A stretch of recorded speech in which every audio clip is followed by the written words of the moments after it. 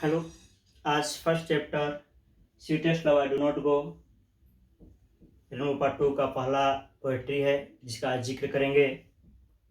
John Donne के द्वारा लिखा गया है।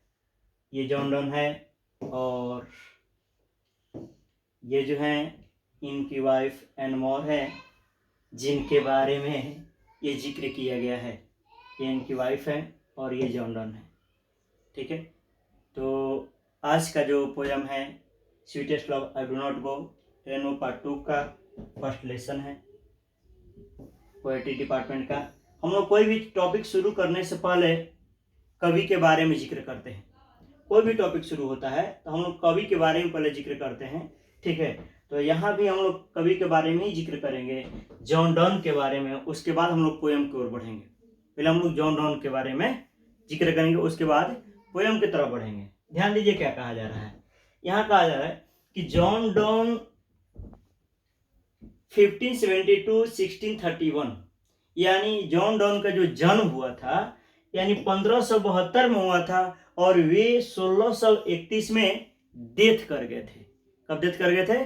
1631 में डेथ कर गए थे। Pioneer of a new kind of lyrical and satirical work called metaphysical was born in London into a prosperous Roman Catholic family of traders at a time when England was staunchly anti-Catholic।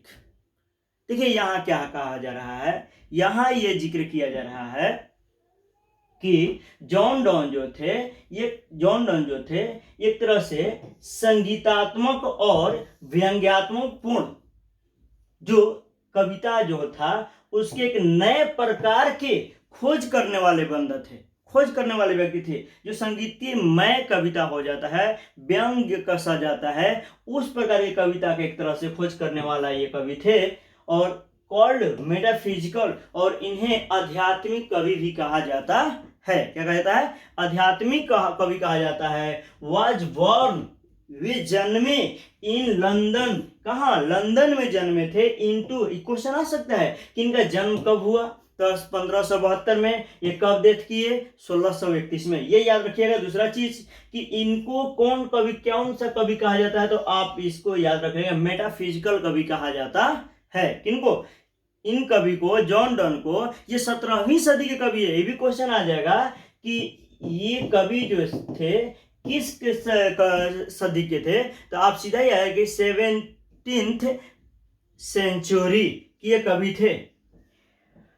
London में जन्मे थे। Into a prosperous Roman Catholic family of traders, यानी एक व्यापारियों के जो संपन्न Catholic परिवार था उसमें इनका जन्म होता। कैथोलिक एक जाति है वहां का, लंदन की, उस परिवार के में इनका क्या हुआ था? जन्म हुआ था।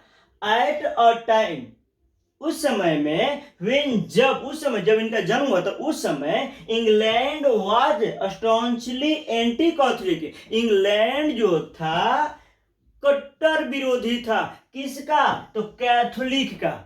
इंग्लैंड जो था कैथोलिक का कट्टर विरोधी था। कट्टर विरोधी है कि एक दूसरे से क्या करते? नफरत करते थे। आगे देखिए, यही नहीं,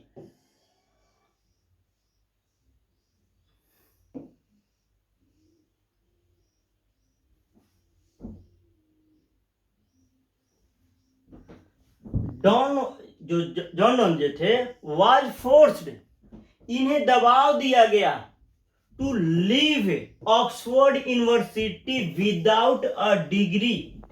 ध्यान दीजिए क्या कहा गया है कि इन्हें क्या किया गया? दबाव दिया गया, छोड़ने के लिए मजबूर किया गया बिना डिग्री के। यानी जिस कॉलेज में नहीं, ऑक्सफोर्ड यूनिवर्सिटी में जब पढ़ रहे थे तो इन्हें बिना डिग्री के छोड़ने के लिए आदेश दे दिया गया था, दबाव दे दिया गया। और ये नहीं बिकॉज, क्योंकि ऑफ हिज रिलीजन। क्या कारण रहा? बिकॉज ऑफ हिज रिलीजन, इनके धर्म के कारण। केवल इनका धर्म इतना गलती था इनका ये गलती था कि ये जो कैथोलिक परिवार में जन्म ले लिए थे, इन्हीं का सजा जो है इन्हें यूनिवर्सिटी ने दे दिया, ऑक्सफोर्ड यूनिवर्सिटी ने, और इन्हें बिना डिग्री दिए क्या किया, निकाल दिया। कहाँ, कॉलेज से, यूनिवर्सिटी से। ही स्टडीड लॉ, उसके बाद कहीं से फिर ये ज्वाइन किया और पढ़े का कानून, लॉ पढ़े, एंड रीड थियोलॉजी, और क्या पढ़े, धर्म विज्ञान का अध्ययन किए। इन्होंने कानून का पढ़ाई किया, धर्म विज्ञान का अध्ययन किए। He also participated into naval expedition and became secretary to a powerful naval, a job he lost when he was briefly sent to prison for secretly marrying his parents.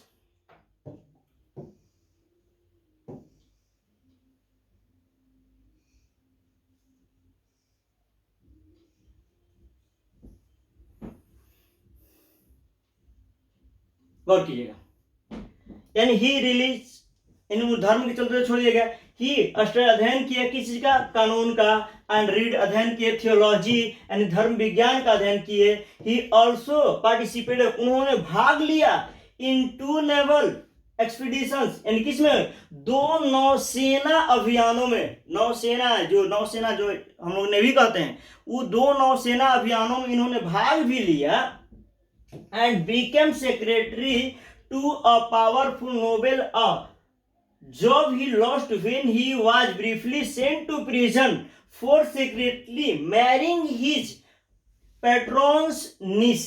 यानी यहां देखिए क्या कहा जा रहा है, इन्हें क्या करना पड़ा, ये तो जॉब तो भाग लिए, मैंने कहने वाला अभियान में पार्टिसिपेट किए और बन गए थे, एक सचिव ही हुए, बन गए सचिव, क्या बन गए, टू अ पावरफुल नोबेल, एक अच्छी प्रभावशाली पद इनका मिल गया था, इनको मिला था नोबेल देने में। और अ जॉब, और वो जो नौकरी था, ही लॉस्ट, वे खो दिए, व्हेन, जब, ही वाज ब्रीफली सेंट, जब इन्हें कुछ समय के लिए, क्षणिक समय के लिए भेजा गया, कहाँ, टू प्रिजन, जेल भेजा गया। जब उन्हें जेल भेजा गया तब, अब पूछेगा नहीं सर कि जेल काहे भेजा गया, जेल इनका गलती यह था कि फॉर सीक्रेटली, चोरी छिपे, मैरिंग, शादी कर लिए थे, हिज पैट्रॉन्स निसी, यानी जो इनके आश्रयदाता थे, यानी जिनके यहाँ रह रहे थे, उनकी भतीजी से शादी कर लिए थे, यानी इनसे ये शादी कर लिए थे, एनमोर से, इनका नाम रहा एनमोर, इनसे ये शादी कर लिए थे। कौन, जॉन डॉन, उन्हीं के घर रह रहे थे, और कब प्यार हुआ, क्या हुआ, फिर क्या कर लिए, शादी कर लिए। कौन, जॉन डॉन। यही कारण था कि उन्हें नौकरी छोड़ना पड़ा, क्योंकि उन्हें जेल भेज दिया गया कुछ समय के लिए। ठीक है, ये यूनिवर्सिटी है, ऑक्सफोर्ड यूनिवर्सिटी लंदन के। आगे हम लोग बढ़ते हैं, देखिए नेक्स्ट,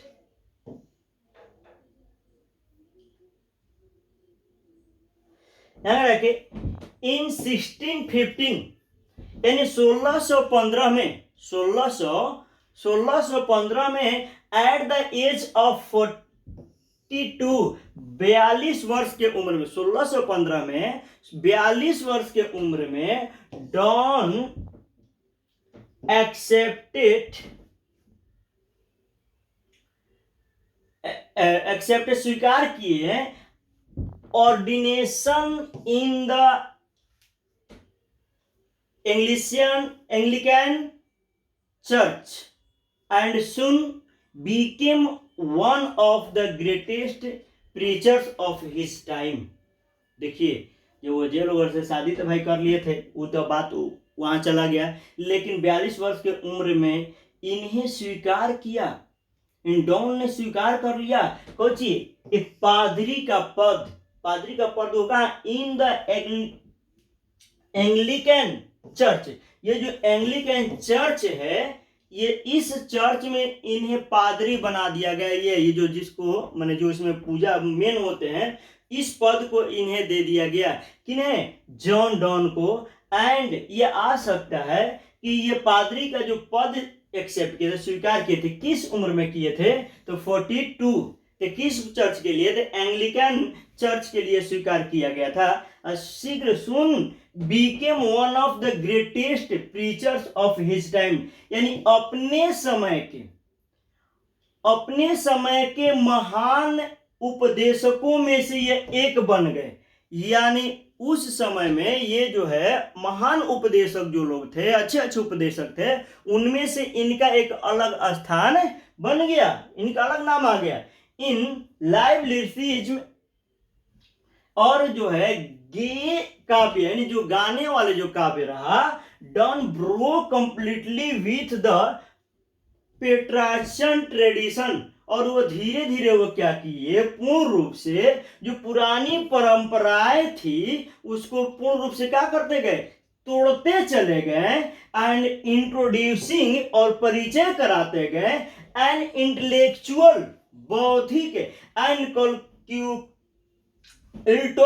यानी कोलोक्यूअल टोन से परिचय कराते हैं। बोलचाल की जो भाषा रहा उससे ये परिचय, जो पारंपरिक पुराना जो कविताएं चल रही थी उनके और पहले के जो उससे रिलेटेड थे वो तोड़ते चले गए और नया बौद्धिक चीजों को लेते चले आए। और इनका जो बोलचाल के जो भाषा वाला टोन रहा उस टोन का ही क्या करने लगे, अपने कविताओं में इस्तेमाल करने लगे। कौन? John done.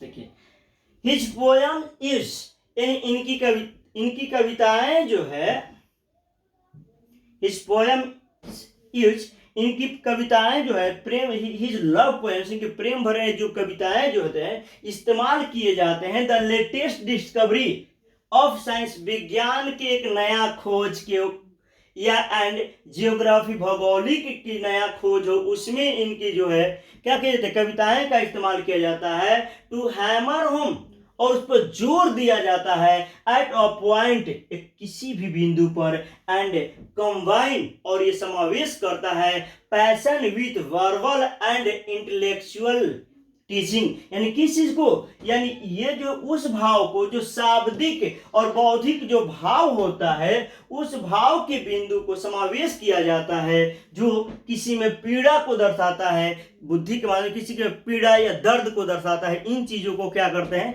इन कविताओं में दर्शाते हैं। कौन? John Donne. ठीक है, तो ये यही नहीं, Donne is well known, Donne को अच्छे तरीका से जाना जाता है फॉर हिज सॉन्ग्स, किसके लिए? इनके संगीतों के लिए। सोनेट्स, किसके लिए? गथाओं के लिए। सटायर्स, किसके लिए? हास्य व्यंग के लिए। जो इनका कविताएं जो होती है एक तरह से हास्य व्यंग होती है, इसके लिए इन्हें जाना जाता है। और यही नहीं, एंड एलिजी, और इनका जो शोक गीत और सरमंस उपदेश है, इन चीजों के लिए इन्हें जाना जाता है। जेन्युइन पोएटिक, एक तरह से वास्तविक काव्यात्मक फीलिंग्स, भावनाओं को, संवेदनाएं जो है, हार्श मैटर्स, एक तरह से कठोर होती है लेकिन स्ट्रेंथ, अव्यवस्थित, एंड हिम्सिकल, जो चंचल इमेज, जो चित्र होते हैं, कैरेक्टरिस्टिक, विशेषताएं जो है, ऑल हिज पोएटिक क्रिएशन, इनकी जितने, उनकी समस्त काव्य रचनाओं की अगर बात करें, ये सारे जो है एक तरह से चंचल चरित्र को क्या करता है, दर्शाता है, विशिष्ट चीज को दर्शाने का काम करता है। किनका? जॉन डन की कविताएं। इनके कविताओं को सुनने के लिए आपको दिल से सुनना पड़ता है, क्योंकि ये दिल के बात को कहते हैं। और कविता में कैसे कहते हैं हम लोग पोयम में देखते हैं। ये कवि इंट्रोडक्शन रहा। ठीक है, इससे 2 या 3 ऑब्जेक्टिव बनता है या 5 ऑब्जेक्टिव बनेगा, इसको आप लोग देख लीजिएगा।